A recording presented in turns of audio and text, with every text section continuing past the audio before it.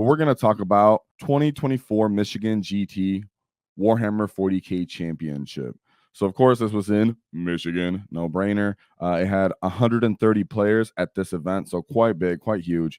And you can see Dark Angels ended up winning this event. Some of the Orc players we went over, one of the Orc players we went over ended up facing this guy who ended up winning the event. So, some tough competition out here. You can see that there's actually 2 players that are Orcs at back-to-back that are both playing War Horde that we're about to cover. That is 13th and 14th place. So they were right on top of each other in the literal aspect of that in the rankings. So they could have even had like a, well, I guess because when they lost their games, would have put them in different kind of brackets. So they might not have faced each other. My boy, Joe Rammuni. Hopefully I'm not messing up your name, homie. So he has a War Horde list. We have Boss Snagga, Ghazghkull Thraka, 3 Beast Bosses on foot, 1 with Edwapa's Kill Chopper, 3 units of Beast Snagga Boyz, followed by 2 5-man units of Flash Kits. Sorry, I'm going to mess that up. 1 Gretchen unit, just minimum size unit. 1 unit of Kommandos with simply the Breacher. He didn't have other special weapons. He preferred just to have combat arms, maybe to save times on dice rolling and such. 3 Mega Knobs, so he did go for that premium third, right? That's kind of, we'll talk about what his thoughts on that later. He had 2 units of Storm Boys, and then the awesome back to 9th edition triple kill rigs. So it was pretty awesome how you kind of mixed this up where he had a Beast Snaggas, but he still brought Ghazghkull Thraka. Some might see a bit of redundancy or less lethality being taken away from the Beast Boss because you're activating the lethals when he's doing sustaining criticals. Normally you're trying to spike more hits on that. If they're in Gaz's range for lethal, there's a good chance that you're going to lose some of those possible devastating wounds. With that said, giving it to the Snagga Boyz makes them devastatingly more damage, and it pretty much offsets that. So I like that he really took advantage of that. 2 5-man units of Flash Kits are so good for doing nice skirmishing. When I discuss skirmishing, guys, it's the units that people are willing to kind of throw away in small engagements in early game to figure the enemy out, and or they're a versatile unit that can be used for screening, scoring, and just straight up dying for points and attrition, right? So Flash Kits in a weird way can be used for that. You can even argue to take them into reserve as little 5-man units to get better positioning down gun lanes on certain deployments. So Flash Kits are super versatile. For sure, bring them. I really do like that he has Kommandos, but when we talked about some things he will look for about changing about this list, he did end up swapping out a couple things here and there. We're talking about the end for Zod, because everybody loves Zod. So he's going to even have more lethality in that. Today's sponsor, Baron of Dice. So Baron of Dice has great dice. They have actually enabled us to give these dice out for our paint competitions. So I greatly advise that you go out there. We have a link in the description for 5% discount. That's, of course, because nobody likes taxes.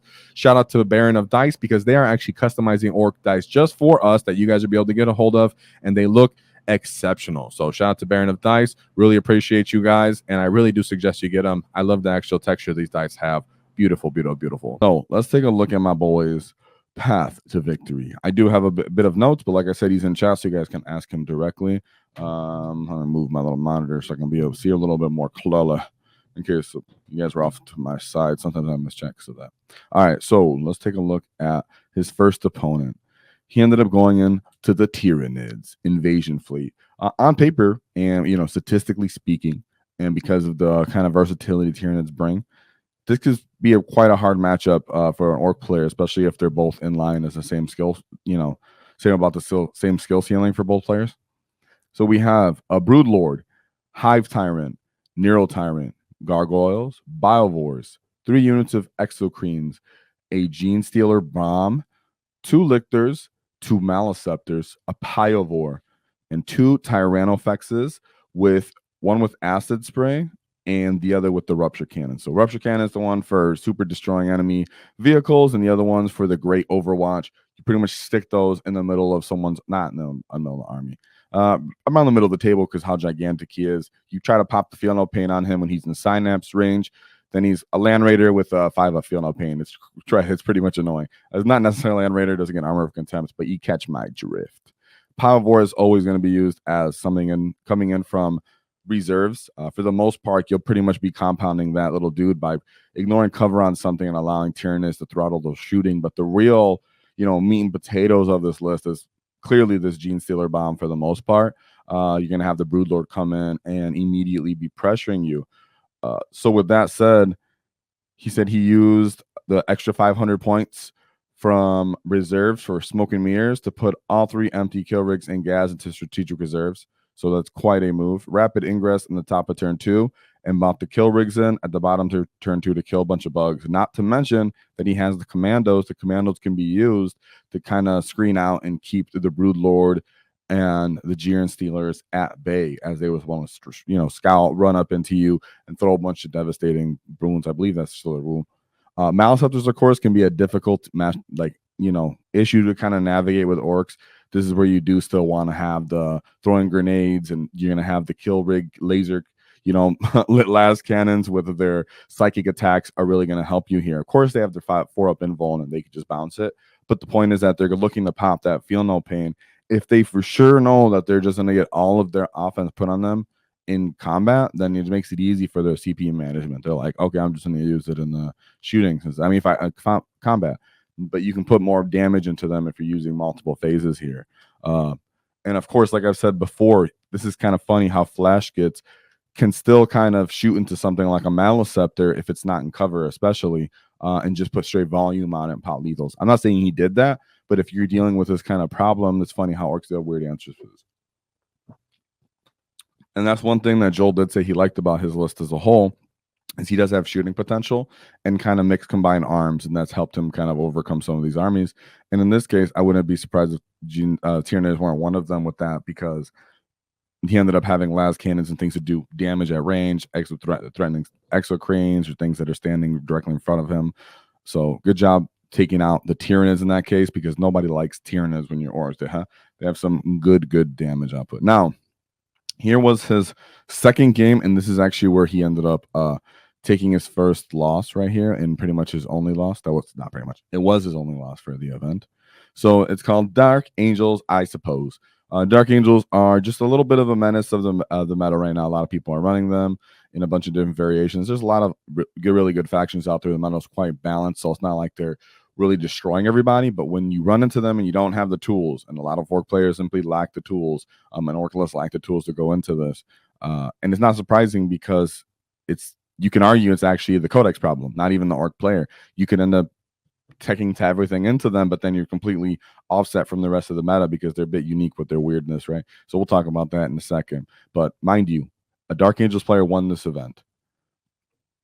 So, and he had a similar list to this. We have an Apothecary Biologist with Fire Discipline, Azrael, and a Judiciar, of course, for that beautiful fight first. He has a 5-man unit of Assault Intercessors, 3 units of Assault Intercessors with Jump Packs, 3 units of Deathwing Knights, an Eradicator Bomb. This is where the Biologists went. Infiltrator Squad, Inner Circle Companions. These guys are quite durable themselves as well.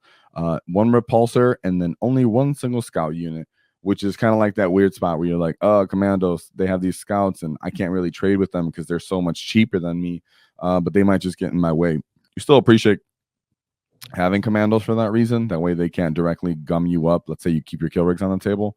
But still, this is a lot of durability on this list. And I do have the notes behind what he had it, but behind how this game kind of went. But let me show you some of these data sheets in case you haven't directly faced them. It might be hard for maybe your local game store to be getting a bunch of Deathwing Knights. Maybe your friends trying to bring them. So let's look at what they're kind of dealing with anyways. So we have Azrael. He's the name character. He can adopt a bunch of different, detachment rules because he has the Inner Circle keyword, but in this case it's Gladius, right? What you're really looking for here is that he gives your unit sustain 1s.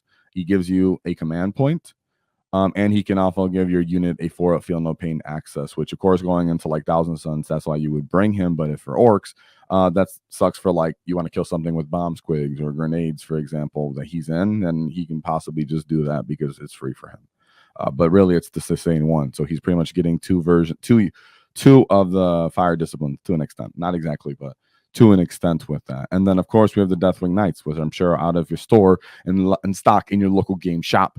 So we have little thick boys here, and the main thing here is that they just subtract 1 from damage. They're still Space Marines and Gladius, so they get access to fallback and charge. They get Armor of Contempt, of course, and then these two can pop the 4 Feel No Pain. So typically I would advise what I just said with bomb twigs and grenades into you. In this case, it's like not even worth it, because for them, they might just be like, oh, this is your go turn. It's the wall. You're trying to hurt me. I'm going to just do this because you're standing in front of me. Why not?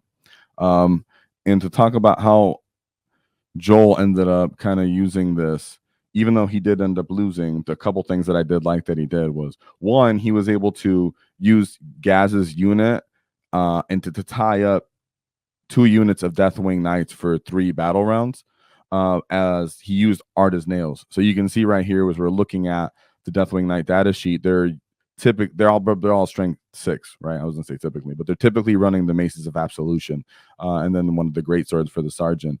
But the point is that they're being offset to wounded on 5s, and then they can actually still get good saves of a 4-up with Gaz's unit. Of course, one of those units are getting the Feel No Pains. So I did like that he had that in his strategy and his setup.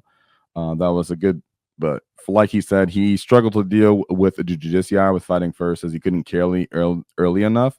But he thought that would help him have made it kind of a more winnable game. But in truth, they're not easy to kill.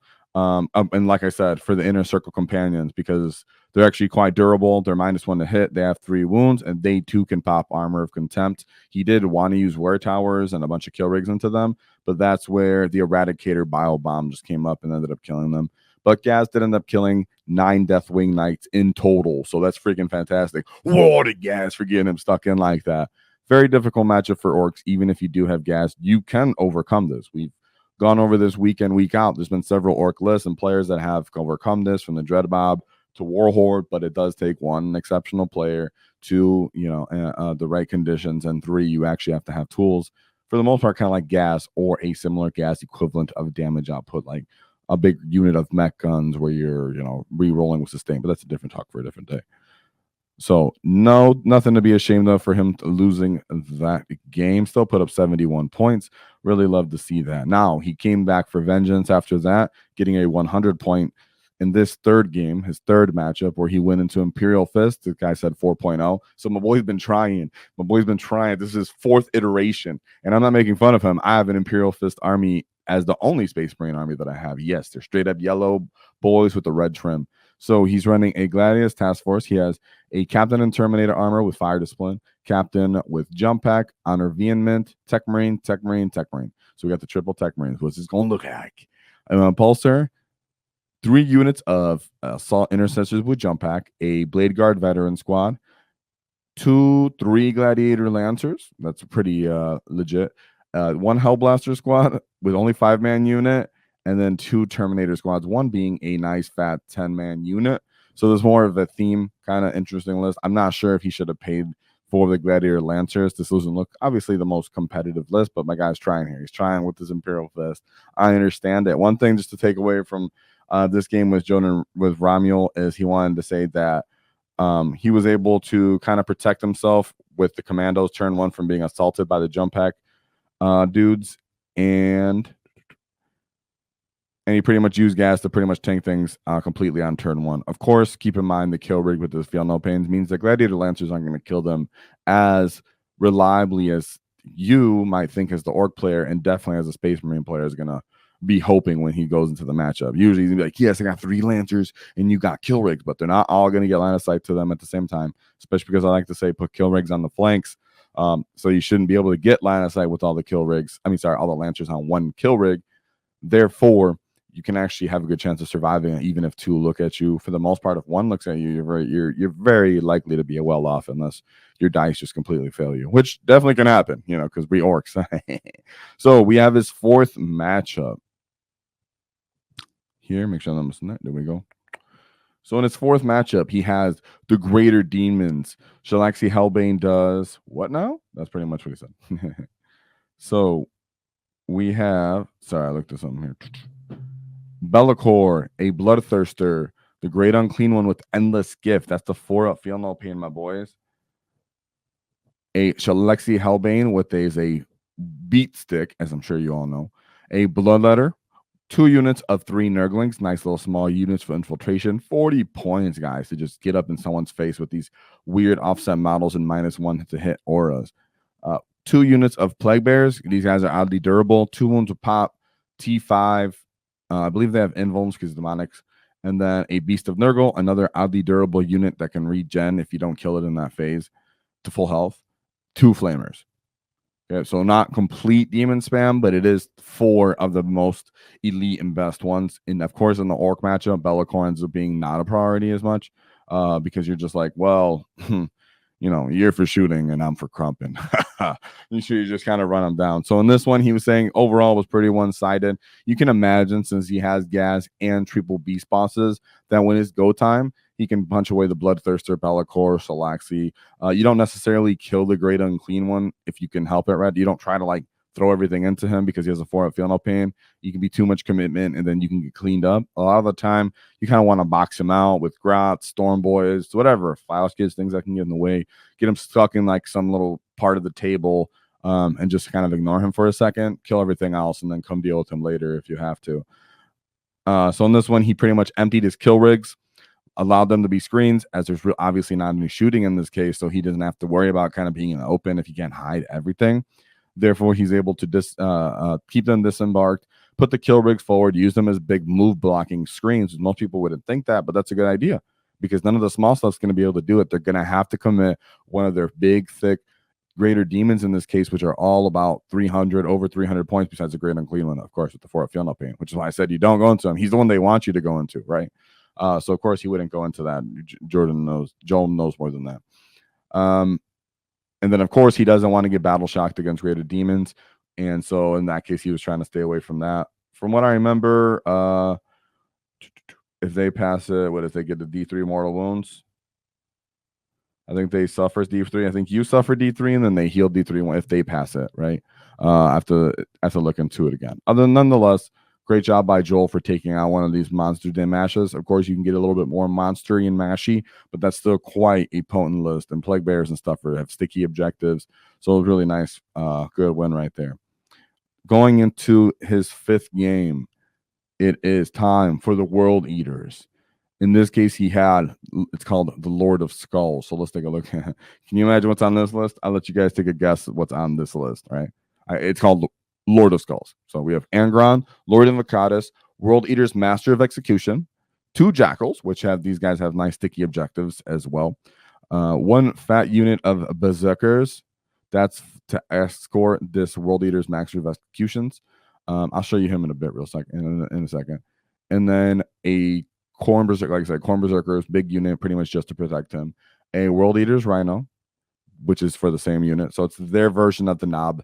You know how we have the War Boss with the knobs in it? This is their version of that, and I'll show you why. We have a unit of 8 pounds, it's a 3-man unit, but we have 3 of those. And then a Khorne Lord of Skulls, and then 1 simple basic World Eaters Chaos Spawn, which were voted #1 unit in 40K, which is funny. They are super annoyingly durable and cheap as they can be.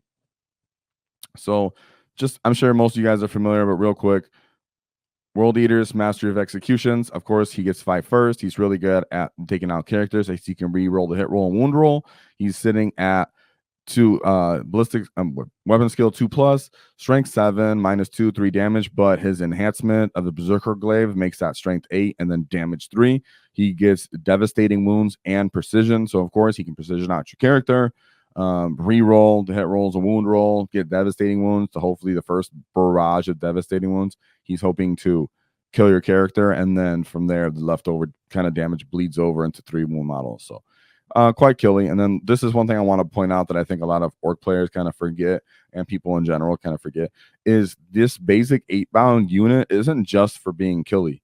In a lot of cases, a Guild World Eaters player will understand that you really want to take advantage of the re-rolling wounds. So you actually have a 6-inch aura of re-roll wounds to wounds. So this is a very easy unit to stage as a Scout's 6, and then it moves 9. So you're getting a 15-inch movement without even advancing. Of course, you're going to advance. So these guys can get set up and then give re-rolls to melee to a bunch of different units that are on the battlefield. So as they each go one at a time, one that's staging somewhere near them can even be giving a reroll, or if you don't have a sufficient counter punch to kind of keep them respectful, right? That's what I'm trying to say, that they have really reliable output. So in this one, Joel said that he positioned his Kommandos as bait, but it ended up not having to go that way because he ended up going first. he ended up moving the kill rigs to kind of get up in the way again, like he wanted to. The enemy opponent didn't end up having enough CP when it was pretty much go time, so he couldn't interrupt, and he allowed Joel to do a full-on charge with everything a full commit. He ended up killing Anagram and his Lord of Skulls. Gaz charged to the Avocado Lord and the Avocado Lord and Chaos Spawn, killing both. And the main MVPs in a sense, not necessarily, he didn't say this, but Flash Gets killed his 3-man units of 8 bound. So that's why Flash Gets are so fundamental. Is one thing that makes it different here in this matchup is that or in this case, Joel had shooting. So he had the last cannon potential, he had the Flash Gets potential. The combined arms kind of aspect helped him throw this win over on his side. When you have some combined arm aspects, you can clean screens, so you can shoot people out of the way. You can do damage on different activations. And in this case, that's really what Joel was doing. So great job by Joel for that one, because he ended up getting that W as well with a fat 95-point victory. So to sum it up, as I'll show you Joel's list one more time before we move on. He had a boss Snikra, Ghazghkull Thraka, triple beast bosses, one being a Adwap with skill chopper, triple beast bosses on Beast Snagga Boyz for those beast bosses, 2 5-man units of Flash Gets, 1 minimum size unit of Gretchen, 1 Commando, 3 Mega Knobs, 1 with Killsaw and Power Claw. The reason he chooses for that, most people do, is obviously if I needed more AP, I'm going to choose a Killsaw.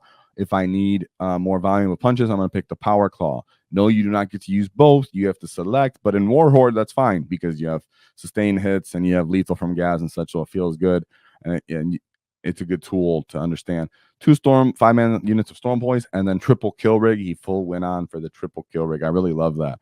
So as his final thoughts on this, he said his Beast Snagga Boyz and the Beast triple Beast bosses were his MVP unit combo, and he argues that it's the best unit combination in our codex.